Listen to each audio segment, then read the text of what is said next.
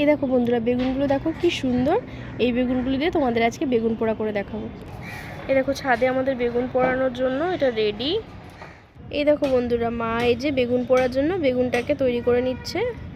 মা এই যে কি করছো মা? এটা সরষের তেল ঢালছি, এটা বেগুনের মধ্যে মাখাবো।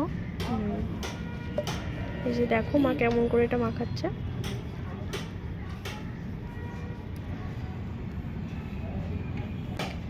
এই দেখো এবার বেগুনটাকে কিভাবে চিড়ছে মা।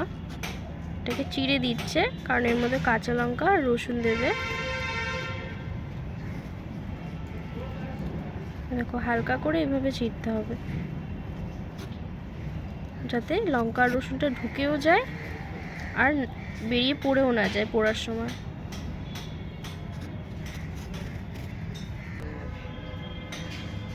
এই যে মা রসুনের মধ্যে ঢোকাচ্ছে।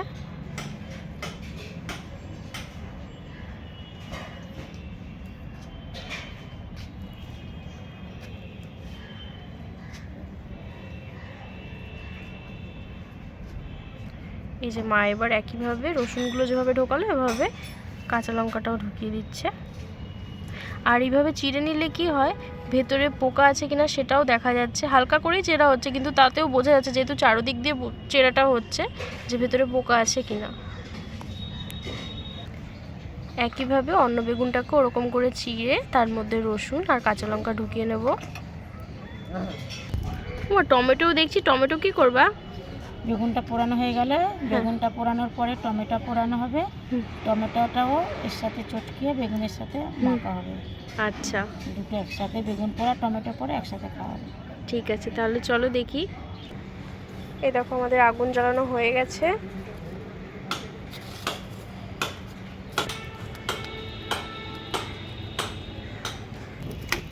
এই দেখো আমাদের আঁচ নিভে এসছে। এই যে লাল লাল যে কাঠকলার আগুনটা দেখছো, কাঠ দেওয়া হয়েছে, এটাতে বেগুনটা পোড়াবো। এই যে মা বেগুনটা দিচ্ছে।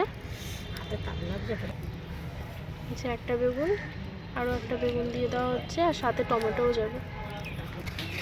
এই যে টমেটোটাও দেওয়া হয়েছে। এই দেখো একটা বেগুন হয়ে এসেছে আর একটা বেগুন হচ্ছে। আর এই দেখো টমেটোটাও হয়ে গেছে। এই যে আমাদের বেগুন আর টমেটো পোড়ানো হয়ে গেছে।